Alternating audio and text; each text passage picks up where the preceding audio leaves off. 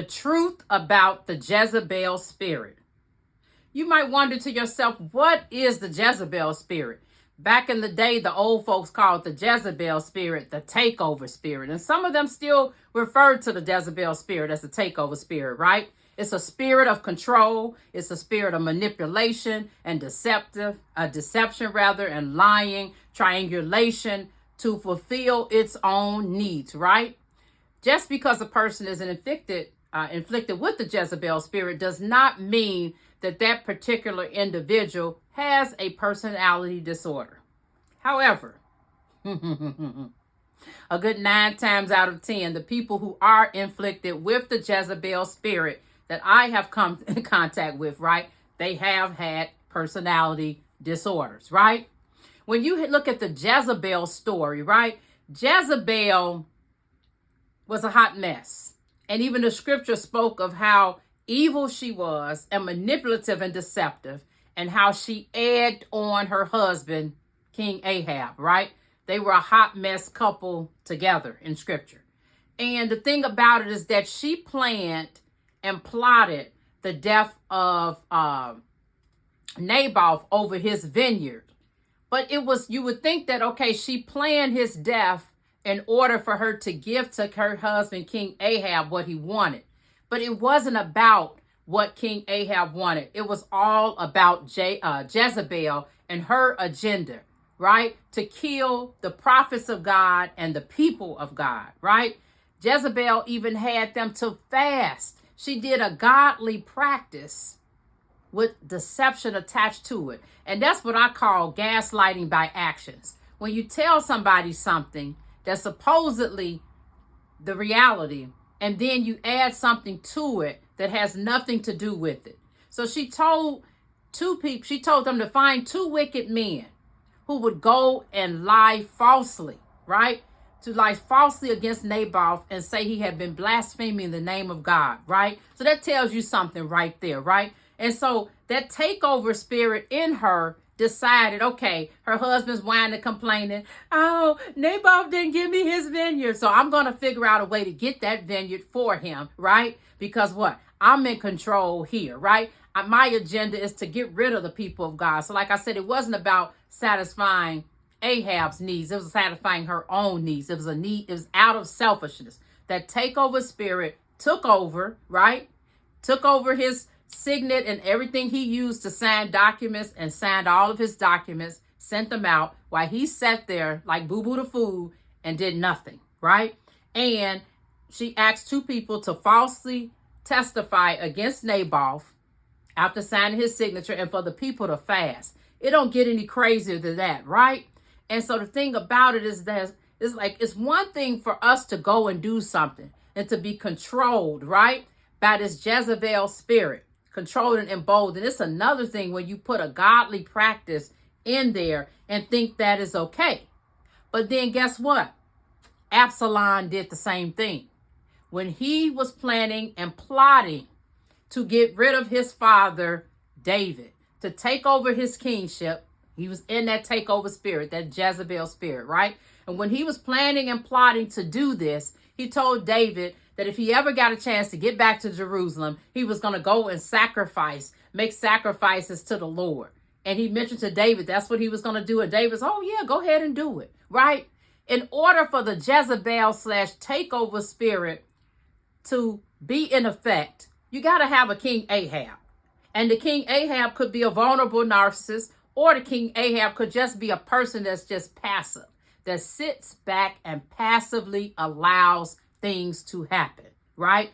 King Ahab was a vulnerable narcissist. They're whining, they're entitled, they're resentful, they don't want to work for anything, and they think because of the status quo, right? And I'm referring to the vulnerable narcissist. Because of the status quo, this is what I am owed, right? And so King Ahab thought he should have had that vineyard, right? And was not even entitled to it, but he felt that he was entitled to it, right? But he was that passive type. So that's how Jezebel was able to do what? Come and emasculate him and run over him. Women with that Jezebel spirit, right? And being grandiose narcissists, right? And also some of them would be like malignant narcissists, like with Jezebel that was mixed in there. You have that grandiosity and malignant narcissism narcissism in her. But that grandiose narcissist will go with that Jezebel spirit and take over a person that has that passive Ahab spirit. And like I said, King Ahab was a vulnerable narcissist. But then you've got that type of situation. So an elder from Jezebel to occur, if you say, yeah, so-and-so got the Jezebel spirit, then you need to know where's the King Ahab that they are using? Whose power and influence are they using to do what it is they want to do? Jezebel used King Ahab's power, right? And then you got David, who was a passive father. He was not a narcissist, right? But he was trauma bonded and soul tied to Saul, who was his narcissistic spiritual father. And David produced 3 narcissistic sons, right? You got Amnon, who ended up assaulting his half-sister Tamar. Then you've got Absalom, who was also a narcissist. And Amnon, who assaulted his half-sister Tamar, he had Tamar used as transitional supply. He just wanted to get over his, unfortunately, to just relieve himself of those unhealthy and demonic desires in his body. And then that's all he wanted her for, right? Transitional supply means a narcissist uses you just to help them over transition. So he just used Tamar to help him over that transition, to get rid of those feelings he had inside of himself. And then the scripture says that after he finished with her, that he hated her more than he loved her. Basically, he hated himself and projected it on to Tamar, right? So you got David, this passive father. He's got Amnon, who assaults his sister Tamar. Then he's got Absalom, right?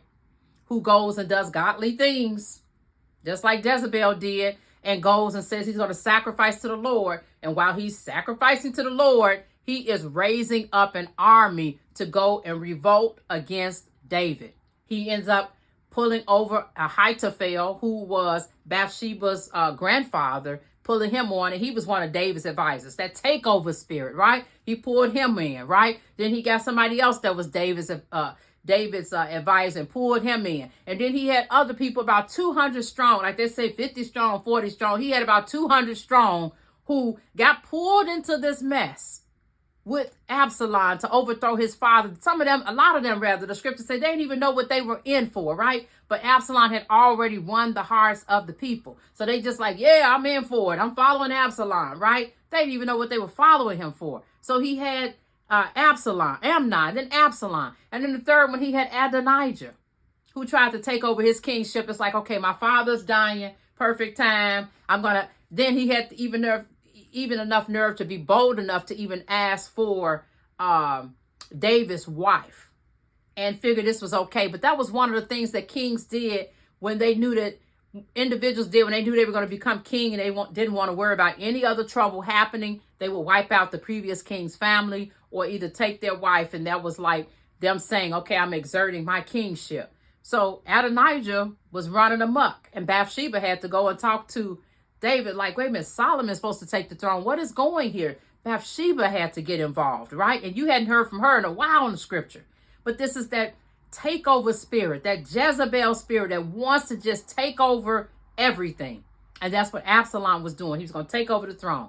Jezebel, she's going to take over her husband's job as king so that she can go and wipe out these godly people and make it look like I did this all in the name of helping King Ahab get his vineyard, doing something good. What was good about that, right? And destroying a man's life, an innocent man, an innocent person of God, God's people, just so she could satisfy that spirit of control and manipulation inside of her, that takeover spirit, right?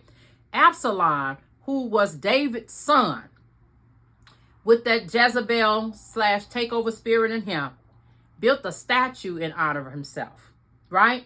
He had a spirit of rebellion inside of him, right? And guess what? Like I said, David ended up with these sons like this because he did not fully heal from that emotional abuse and spiritual and psychological abuse that he experienced from when he was with Saul, right? He was under his leadership, working for him as his personal musician, right? Working for him, being in charge as a warrior, and then so-called being a spiritual son of his because he had a passive father. That's where that root lied right there was in the fact that he had a passive father, Jesse, and then he had another man to show what? Interest in him, wanted to listen to his music and all of that. So what did David do? David went on out and was able to connect with Saul. And in that relationship, and in that trauma bond and soul tie, it was hard for him to get away. Even when Saul was trying to take his life, he's still going back and forth to Saul. And David had to finally have a come to Jesus moment. But Saul was a narcissist, right? David was passive. Ended up with 3 narcissistic sons because he didn't heal from that relationship with Saul, right? And then what happened? They all had that Jezebel spirit. They all had that takeover spirit, right? They were going to take over their dad David's throne, right? And then when you think about it, when it came to Absalom, him as a narcissist, right? He waved his hair. He wooed the people by kissing their hands and embracing them. He built a statue of himself, and he was physically appealing. He was a somatic type of narcissist. And when you look at Saul, the scripture also talked about how he stood high up above the rest. He was also a somatic type of narcissist, right? He built a statue for himself. So it's almost like Saul and Absalom was reading from the same playbook, right?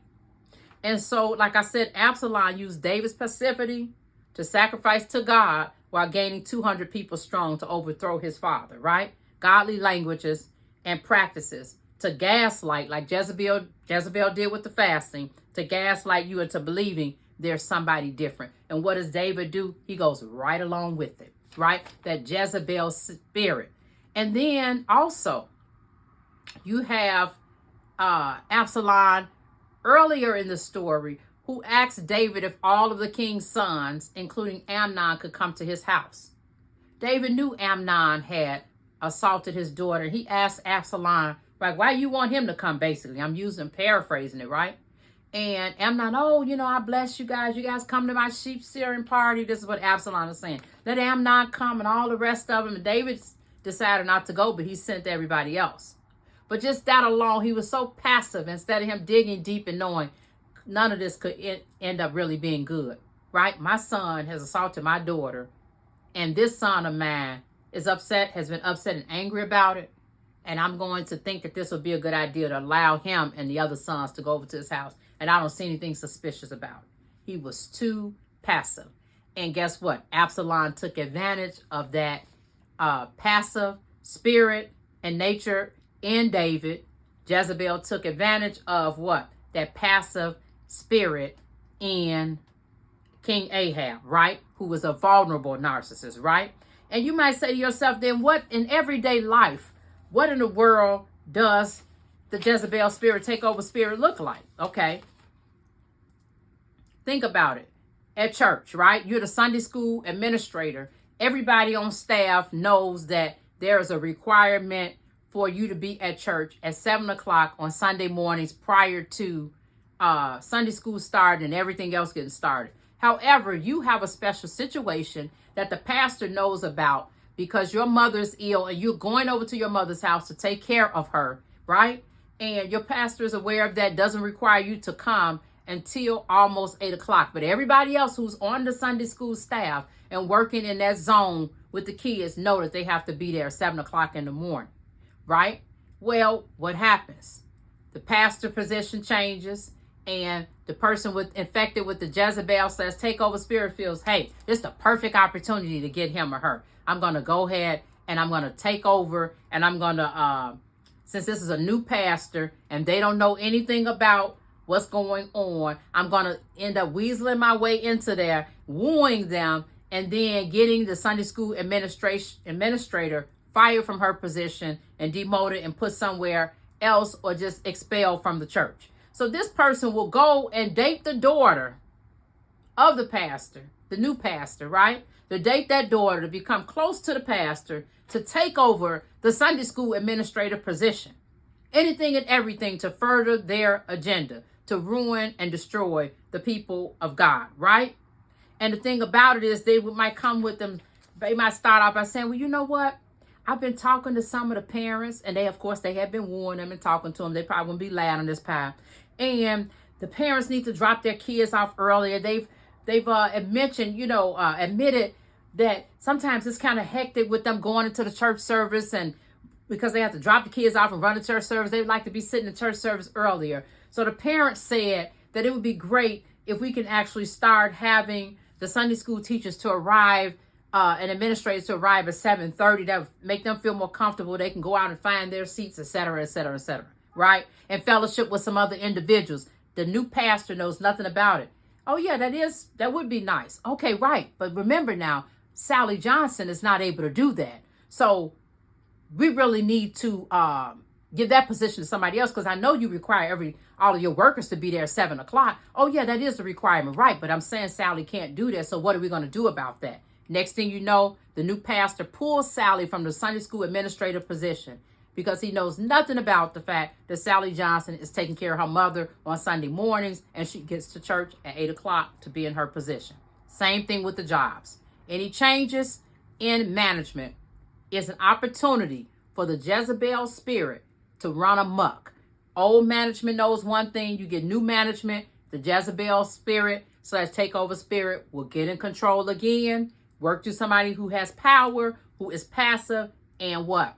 Get another individual fired, get another individual kicked out of the department, get another individual written up. This is all through the spirit of Jezebel. The spirit is relentless, and you can't play around with it, right? It likes killing the prophets of God. It likes killing the people of God.